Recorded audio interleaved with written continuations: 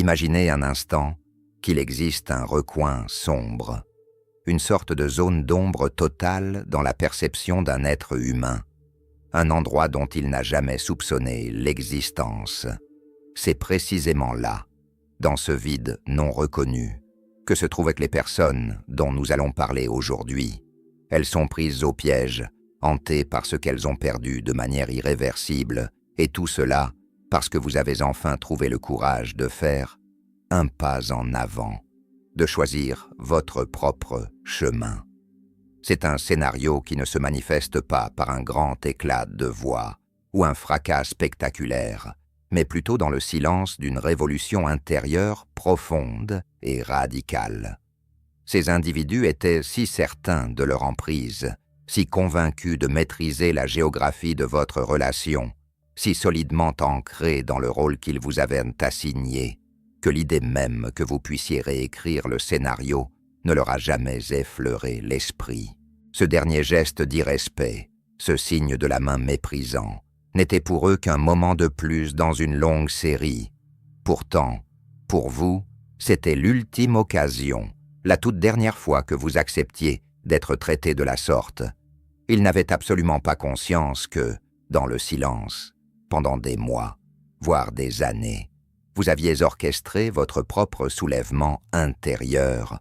Voyez-vous, les êtres humains ne se brisent pas toujours avec un vacarme de tonnerre. Bien plus souvent, la rupture est un processus lent, méthodique, une désolidarisation qui s'opère au plus profond de l'âme. Vous observez, vous analysez, et vous arrivez à une conclusion fondamentale. Votre valeur en tant qu'être humain n'est pas négociable. Chaque manque de respect que vous avez toléré sans réaction immédiate est devenu une leçon que vous avez, malgré vous, enseignée aux autres. Une leçon sur la manière dont on peut vous dévaloriser. Mais vous n'avez pas toujours lutté ou cherché à vous venger. Au lieu de cela, vous avez rassemblé des preuves, non pas pour un procès contre eux, mais pour construire le dossier de votre propre libération. Et puis, un jour, tout bascule. Ce n'est pas marqué par une explosion de colère, mais par l'arrivée sereine, presque effrayante, d'une clarté absolue. Et cela, mes chers amis, est une fin bien plus définitive que n'importe quel cri. Quand une personne explose de colère, il y a souvent encore un désir sous-jacent de connexion, un espoir de réparation. Mais quand l'énergie émotionnelle que vous avez investie se retire pour laisser place à une mer calme d'indifférence, alors vous savez que ce chapitre est clos à jamais. Ce dernier acte de mépris qui a brisé le charme était, à leurs yeux, très probablement trivial.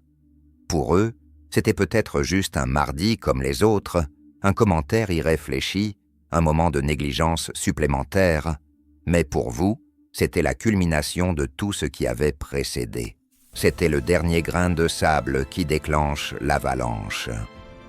Le narcissique opérait sous l'hypothèse dangereuse que votre présence continue signifiait votre consentement à son comportement. En réalité, votre silence n'était pas de la soumission. C'était le calme avant la tempête.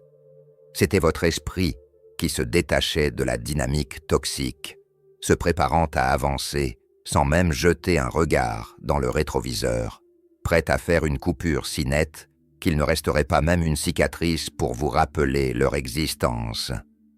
Pour comprendre réellement cette zone d'ombre, nous devons regarder plus loin que la simple arrogance.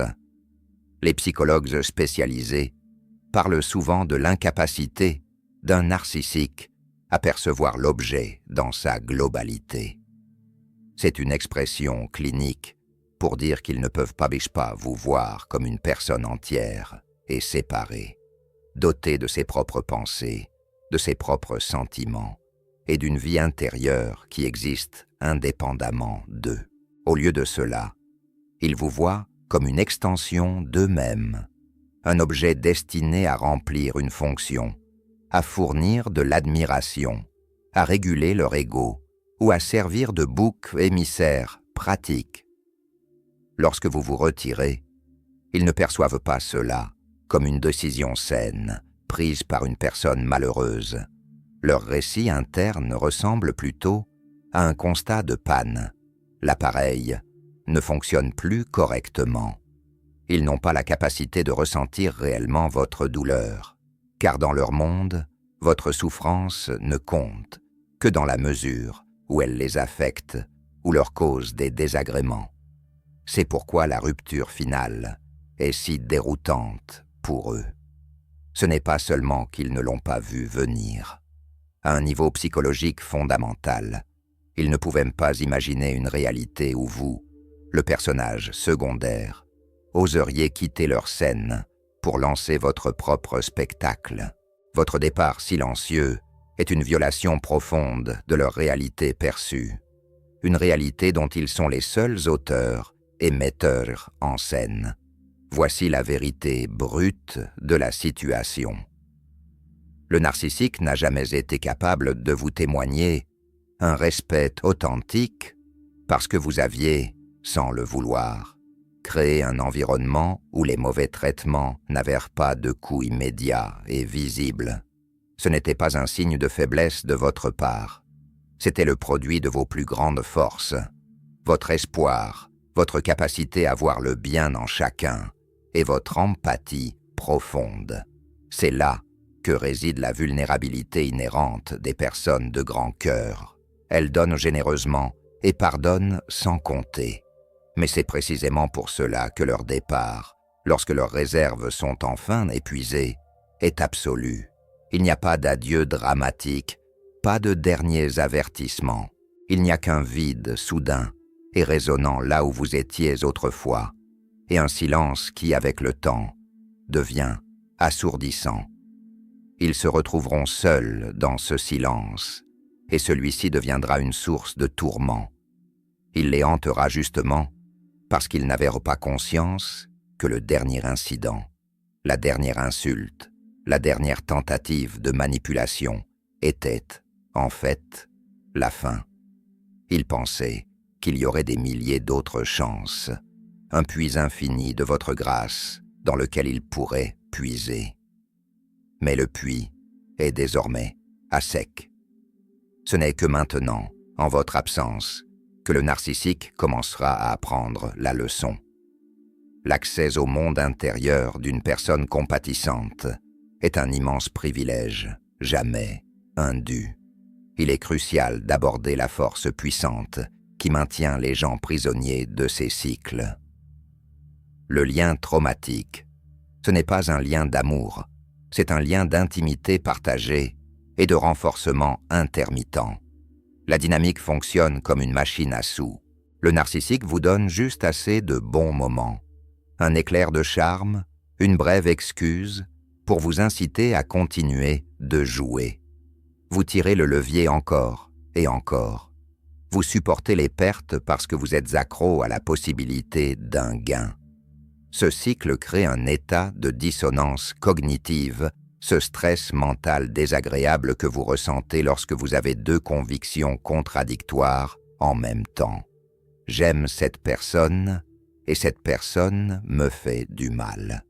Pour résoudre cette dissonance, vous commencez à rationaliser son comportement. Vous vous dites qu'il est stressé, qu'il ne le pense pas vraiment, que si vous étiez un peu plus patiente, il changerait. Ce n'est pas votre faute. C'est le témoignage de la quête de cohérence de votre cerveau et de la capacité de votre cœur à espérer. Mais cette espérance, entre les mains d'un narcissique, devient la chaîne qui vous lie à la douleur. Se libérer ne signifie pas seulement quitter une personne.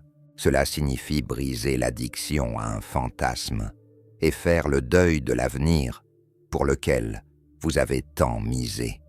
Vous avez un devoir sacré envers vous-même. Maintenir cette nouvelle limite. Vous le devez à la personne que vous devenez, à celle qui mérite le calme et le respect mutuel, de vous détacher de toute force qui use progressivement votre âme. Vous avez l'obligation morale de vous sauver vous-même des bas-fonds du chaos et de la rancœur. Ce n'est pas de l'égoïsme, c'est la responsabilité ultime. La norme que vous acceptez pour vous-même aujourd'hui devient la fondation sur laquelle vous construirez votre avenir demain. Si vous acceptez constamment des miettes, vous signez un contrat tacite qui stipule que vous valez moins qu'un repas complet. La décision de partir n'est pas un acte de méchanceté, c'est l'acte ultime de reconquête de soi. C'est une démonstration profonde de force intérieure. Il existe un mythe largement répandu selon lequel la bonté exige une tolérance infinie, que l'amour signifie supporter tout comportement sans poser de questions. C'est une fausseté dangereuse. La gentillesse sans limite est un chemin vers l'autodestruction. L'amour sans discernement est une recette pour le chaos. Et vous n'avez jamais été mis sur cette terre pour être un objet d'entraînement pour l'immaturité émotionnelle d'un autre, une option pratique ou un filet de sécurité. Le narcissique était totalement inconscient du fait qu'en vous manquant de respect une dernière fois, il ne mettait pas seulement fin à un moment, mais scellait son propre destin dans votre histoire. Il a closé un chapitre dont il croyait bêtement avoir le contrôle total. Ce faisant, il a fait émerger une version de vous qui n'avait plus de demandes à formuler, plus d'explications à donner et plus besoin de validation. Et l'émergence de cette version de vous change la dynamique du pouvoir pour toujours. Vous devez comprendre que la vraie puissance ne se mesure pas au volume de votre voix. Elle se mesure au silence de votre départ. Elle réside dans votre capacité à cesser, calmement et résolument, d'investir votre précieuse énergie dans des personnes et des situations qui vous vident. Elle se trouve dans la grâce avec laquelle vous pouvez vous éloigner du drame et ne jamais être tenté de regarder en arrière. Le narcissique tentera inévitablement de rembobiner le film, de déterminer le moment exact où la roue a tourné. Mais à ce moment-là, vous serez déjà loin. Peut-être pas physiquement, mais vous aurez évacué les lieux émotionnellement, mentalement et spirituellement. Vous aurez récupéré votre véritable essence des mains de ceux qui l'ont galvaudé, et c'est précisément là, mes amis, que commence votre renaissance. C'est le moment où votre guérison prend réellement son envol. C'est le point où votre histoire de vie prend un tournant ascendant et net vers un chemin totalement différent. Dès l'instant où vous cessez de tolérer le manque de respect, une réaction en chaîne se produit et votre monde entier commence à se réaligner. Vous commencez à attirer un autre type de personne dans votre vie. Vos schémas de pensée se déplacent vers l'autonomisation. Vous communiquez avec une clarté et une conviction nouvelle. Vous cessez d'être reconnaissant pour des miettes et commencez à préparer un festin à une table que vous avez construite vous-même avec votre propre valeur inébranlable comme pièce maîtresse. Ce dernier acte de mépris n'était pas la fin de votre livre. C'était le catalyseur d'un tout nouveau tome, une histoire écrite non pas à partir d'un lieu de douleur, mais d'un lieu d'une force immense. Bien sûr, il y aura des jours où les souvenirs remonteront à la surface, des jours où vous réfléchirez à la durée de votre séjour, à tout ce que vous avez enduré, aux morceaux de vous-même que vous avez sacrifiés pour sauver quelque chose qui n'était jamais destiné à survivre. Mais même cette douleur persistante deviendra votre professeur. Ce regret se transformera en une sagesse profonde, car la différence cruciale est que, maintenant, vous savez mieux. Et quand on sait mieux, on ne peut s'empêcher de faire mieux. Vous n'avez pas besoin de vengeance. Vous n'avez pas besoin d'entendre leurs excuses. Leur repentir sera leur propre affaire. Leur culpabilité sera leur compagne durant de longues nuits sans sommeil. Ce n'est pas parce que vous le leur avez souhaité, mais parce que l'univers possède un système naturel et infaillible d'équilibre. Ce que l'on sème ne revient pas seulement vers soi. Cela revient avec des intérêts accumulés. Alors, marchez la tête haute, non pas avec une once d'arrogance, mais avec une dignité profonde et tranquille. Vous avez traversé un feu et vous y avez survécu, non pas sans cicatrices, mais sans être consumé. Le feu n'a pas cessé de brûler. Vous avez simplement cessé de vous offrir comme combustible. Vous avez fait le choix de vous élever. Vous avez fait le choix de partir. Et souvent, la déclaration la plus puissante que vous puissiez jamais faire est le son profond de votre propre silence. Partez simplement, récupérez votre paix et vivez tout simplement. Soyez prêts pour ce qui vient souvent ensuite, ce qu'on appelle le hoovering ou l'aspiration. Le narcissique essaiera de vous ramener dans la dynamique. Ce n'est pas un signe qu'il a vu la lumière ou que vous lui manquez vraiment. Ce qui lui manque, c'est ce que vous lui donniez, son approvisionnement narcissique. Votre absence a créé un vide dans son ego, une blessure dans son sentiment de contrôle, et il tentera de la panser en regagnant son pouvoir sur vous. Avant de poursuivre, un petit mot. Notre équipe vise les 1000 abonnés. Pas de financement, juste votre soutien par un simple clic. C'est un geste immense pour nous. Avançons ensemble. On reprend. Le hoovering peut prendre de nombreuses formes. Cela pourrait être un message texte, soudain et sentimental, sur un beau souvenir.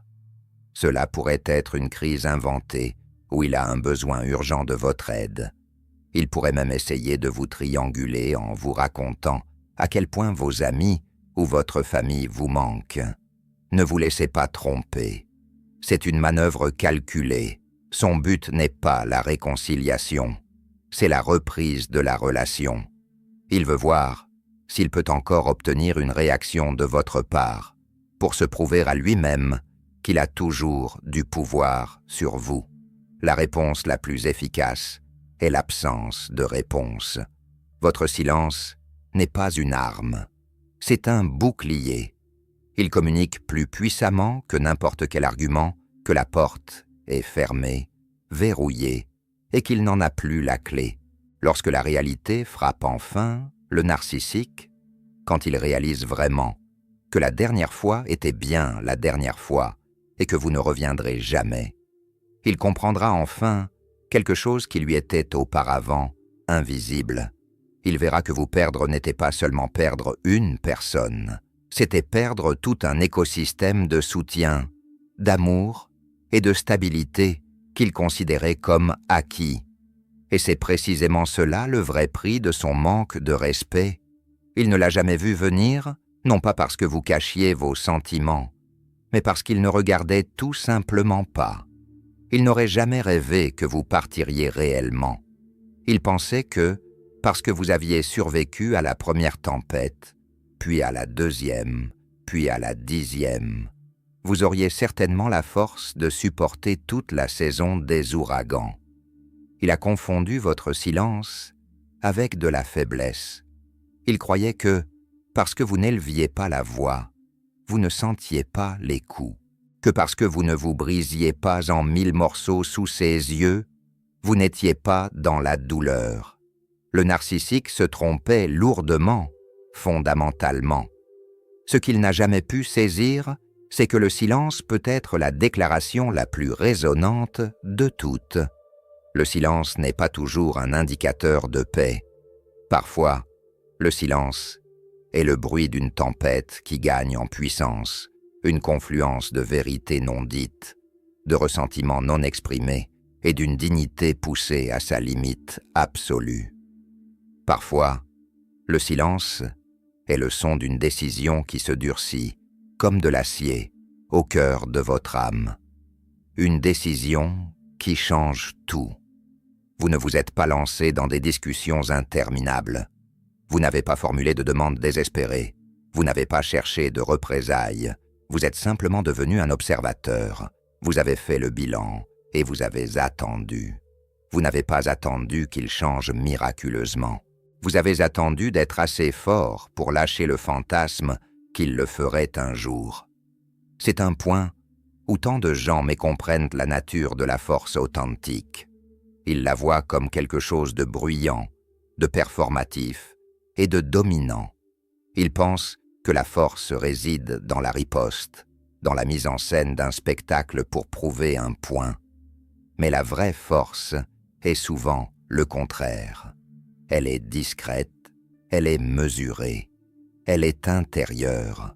C'est la capacité d'endurer quelque chose qui semble insurmontable, puis de choisir, avec une détermination sereine, de s'en aller sans un soupçon de drame.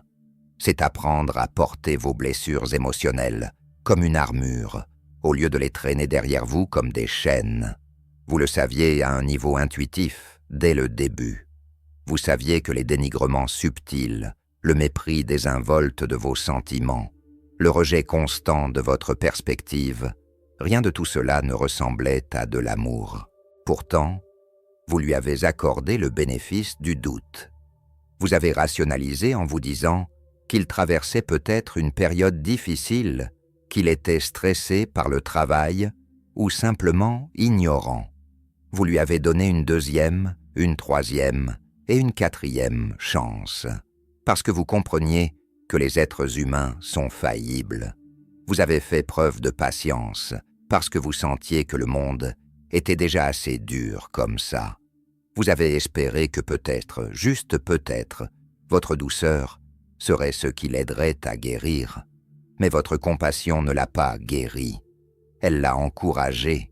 Il n'a pas vu votre puits sans fond d'empathie, comme un cadeau à chérir, mais comme une ressource à exploiter.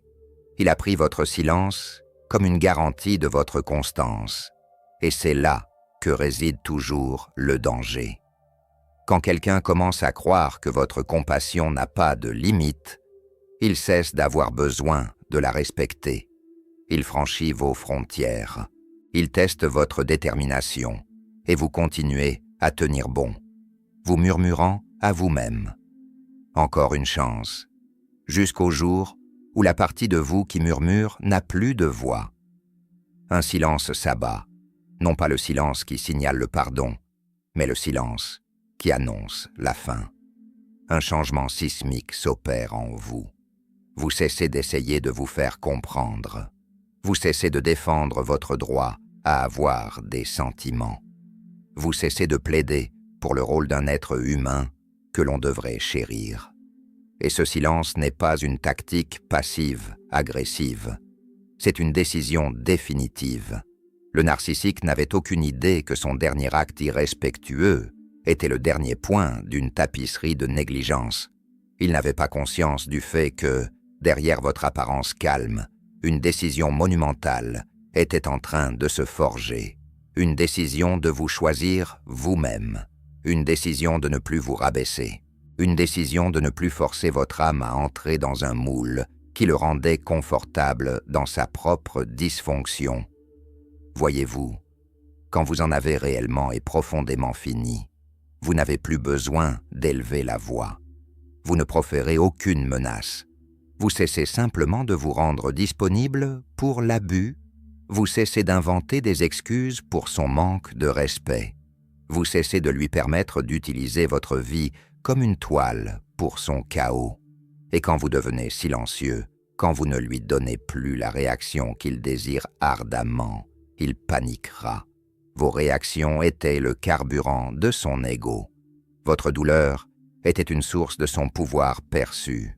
Votre besoin humain fondamental d'être vu, entendu et validé était le levier qu'il utilisait contre vous. Quand vous vous taisez, vous reprenez tout ce levier. Vous congédiez le public. Et sans public, il ne reste au narcissique rien d'autre que le reflet nu et sans phare de lui-même. Plus personne à blâmer, plus personne à manipuler. Seulement lui-même et les conséquences de ses propres actions. C'est le moment où il le ressentira vraiment, non pas la force de votre présence, mais le poids de votre absence, non pas le son de votre voix, mais le tintement de votre silence. Et ce n'était pas seulement que vous êtes parti, c'est que vous êtes devenu inatteignable, émotionnellement, psychologiquement et spirituellement, et il peut ressentir cet abîme. Vous avez retiré tout ce que le narcissique n'a jamais su apprécier, jusqu'à ce que ce ne soit plus disponible. Votre empathie, votre patience, votre loyauté et votre grâce. C'est le véritable tribut d'un manque de respect répété. Vous n'avez pas à le forcer à voir ce qu'il a fait. Vous n'avez pas à lui faire comprendre votre douleur. La réalité était que certaines personnes ne comprendront jamais l'ampleur de la douleur qu'elles ont causée avant de se retrouver seules dans les ruines d'une connexion qu'elles ont détruite. Et même alors, un changement réel n'est pas garanti. Mais cela, mes chers auditeurs, n'est plus votre fardeau. Car le silence, dans sa forme la plus puissante, ne consiste pas seulement à se détacher d'une autre personne. Il s'agit de détacher votre lien à la croyance que le narcissique a jamais eu son mot à dire sur votre valeur. C'est un objectif douloureux à atteindre. L'acceptation que quelqu'un que vous avez tant aimé ne s'est pas assez soucié de traiter votre cœur avec soin. Mais c'est aussi d'une liberté à couper le souffle, car maintenant, vous pouvez être votre propre protecteur. Maintenant, vous n'avez plus besoin d'attendre que quelqu'un d'autre valide ce que vous saviez depuis le début. Que vous méritez tellement plus, que vous l'avez toujours mérité, et que le respect que vous recherchez doit d'abord venir de l'intérieur. Le narcissique ne l'a jamais vu venir, car il était trop ancré dans l'hypothèse de votre constance. Mais ce dernier acte silencieux de retrait, c'était votre déclaration personnelle d'indépendance. C'était le moment où vous avez cessé de vous immoler pour garder les autres au chaud. C'était quand vous avez repris le stylo et être redevenu le seul auteur de votre maître histoire, écrivant non pas avec colère, mais avec une détermination inébranlable. Alors, laissez-les s'asseoir dans le silence. Laissez-les s'interroger. Laissez-les rejouer le sommet de leurs erreurs encore et encore. Vous n'avez pas besoin de rompre ce silence pour clarifier votre position. Le son le plus puissant que le narcissique entendra jamais est le vide laissé par quelqu'un qui s'est profondément soucié et qui a finalement décidé qu'il s'était assez soucié. Partir n'est pas une cruauté, c'est une clarté. C'est la conclusion logique à laquelle vous arrivez quand vous réalisez que donner à quelqu'un un accès illimité à votre cœur, à votre énergie et à votre temps, sans que celui-ci ne respecte cet accès, est le chemin le plus court pour se perdre totalement. Vous n'êtes pas parti pour le punir. Vous êtes parti pour vous préserver.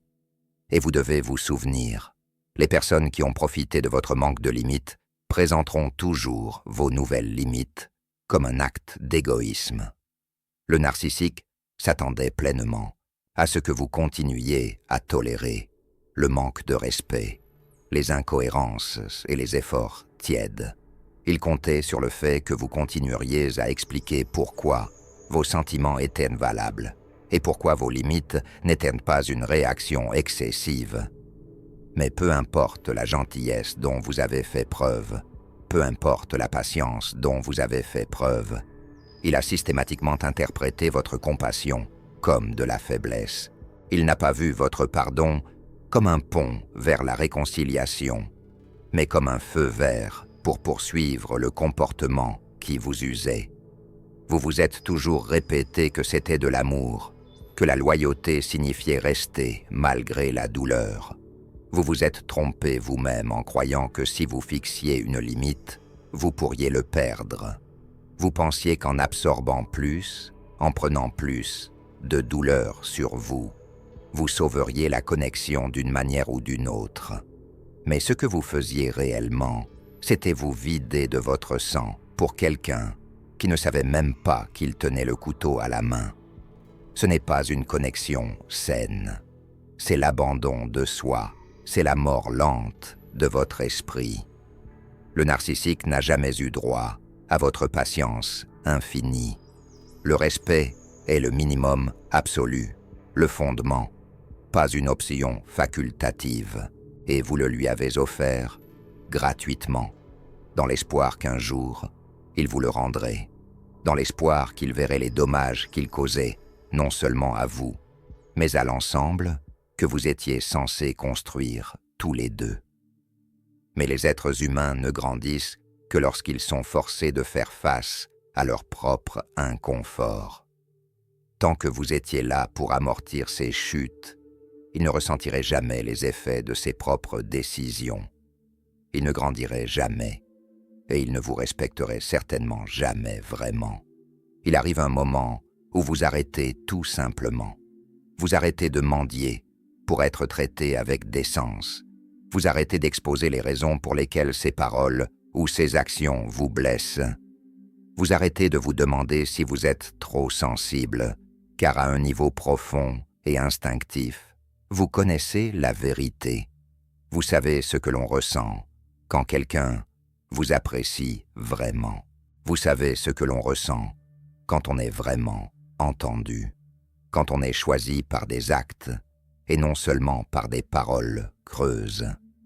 Et quand ces ingrédients cruciaux manquent, quand vous ne rencontrez qu'un mur froid et dur de mépris, il ne vous reste qu'un choix. Partir n'a pas pour but de prouver quoi que ce soit. Ce n'est pas une question de vengeance, c'est un acte de préservation de soi spirituelle et émotionnelle. Car plus vous restez longtemps dans un environnement où vos limites sont constamment violées, plus vous perdez le contact avec votre propre valeur. Vous commencez à remettre en question vos normes. Vous vous demandez si le désir de constance, d'honnêteté ou de décence humaine fondamentale est trop demandé. Et c'est là la véritable tragédie. C'est là que votre esprit commence à s'éteindre. Mais au moment où vous dites enfin non, tout change. Cette limite que vous aviez tant peur de tracer n'est pas seulement un mur, c'est une déclaration d'amour-propre. C'est un signe qui dit « Je ne m'abandonnerai plus pour le confort d'un autre ». C'est une affirmation ferme que vous n'êtes plus disponible pour porter le poids de ces problèmes non résolus, que vous n'êtes le plus intéressé à enseigner à des adultes pourquoi le respect de base est une condition préalable à votre présence dans leur vie. Vous avez un droit incontestable et même un devoir sacré de protéger votre paix. C'est l'espace dans lequel votre caractère, votre potentiel et votre connexion à quelque chose de plus grand que vous-même, votre connexion au karma, peuvent s'épanouir. Vous avez le droit de vous retirer de toute situation qui draine constamment votre force vitale. Vous avez le droit d'exiger la réciprocité, et non, cela ne vous rend pas froid ou amer. Cela vous rend lucide, cela vous rend sage. Il n'y a pas de médaille d'honneur pour être resté là où l'on n'est pas apprécié. Il n'y a pas de grand prix pour avoir enduré des cycles sans fin de négligence émotionnelle au nom de la loyauté. Laissez le narcissique dire ce qu'il veut. Laissez-le vous traiter de sans-cœur. Laissez-le réinterpréter votre force comme de l'abandon. Ceux qui ont autrefois profité de votre manque de limites auront toujours un problème avec le fait que vous les imposiez enfin. Mais vous n'êtes pas sur cette planète pour rendre les autres confortables au détriment de votre propre âme. Vous êtes ici pour mener une vie authentique, respectueuse de vous-même et émotionnellement entière. Et oui, cela fera mal. Fixer cette dernière limite ressemble souvent à faire le deuil d'un mort, car à bien des égards, c'est le cas. C'est la mort d'une illusion, la mort de l'espoir que vous aviez pour ce que cette personne pourrait être, la mort d'un avenir que vous aviez imaginé où le narcissique se réveillerait enfin et vous traiterait avec l'amour que vous méritez. Mais dans cette douleur se trouve votre libération. En fermant la porte à ce qui vous nuit, vous ouvrez enfin un chemin vers quelque chose qui peut vous guérir, quelque chose qui vous rejoint là où vous êtes. au lieu d'exiger que vous rétrécissiez pour y entrer. Les connexions saines et authentiques ne craignent pas les limites. Elles les célèbrent. Elles les voient comme des actes de soin de soi et de maturité. Car les limites ne repoussent pas les bonnes personnes. Elles filtrent les mauvaises, celles auxquelles l'accès n'aurait jamais dû être accordé. Votre paix n'est pas négociable. Votre gentillesse n'est pas une faiblesse à exploiter. Et votre capacité d'empathie n'est pas une ressource infinie pour ceux qui refusent d'apprendre. Alors, éloignez-vous, non pas avec colère, mais avec une détermination calme et inébranlable. Éloignez-vous sans claquer la porte, car vous n'avez pas besoin d'être bruyant pour avoir un impact. La limite que vous fixez, celle qui vous a fait si peur, est le moment où vous avez cessé de vous trahir pour apaiser le narcissique. C'est alors que commence la véritable guérison, non pas dans ses excuses, non pas dans son moment de prise de conscience, mais dans votre vœu silencieux de ne plus jamais laisser le manque de respect porter le masque de l'amour, car la connexion sans respect est pure manipulation. L'attention sans constance est pur chaos, et l'attachement sans limite est un pur enchaînement. Vous n'avez pas été fait pour les chaînes. Vous avez été fait pour marcher dans la liberté et la dignité.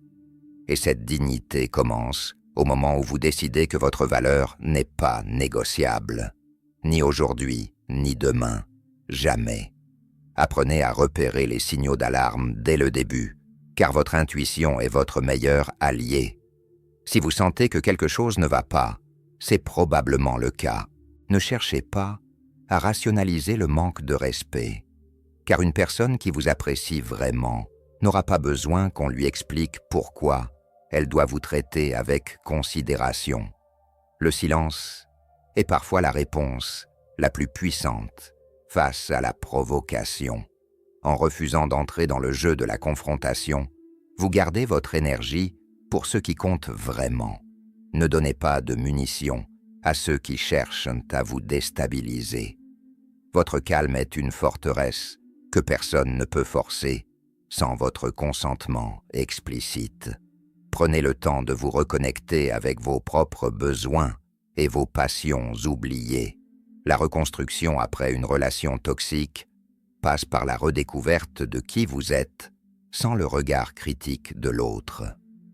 Choyez-vous, entourez-vous de bienveillance et rappelez-vous que vous êtes la personne la plus importante de votre propre vie. Fixer des limites claires n'est pas un acte d'agression, mais un acte de respect envers soi-même. Soyez ferme et constant dans vos décisions.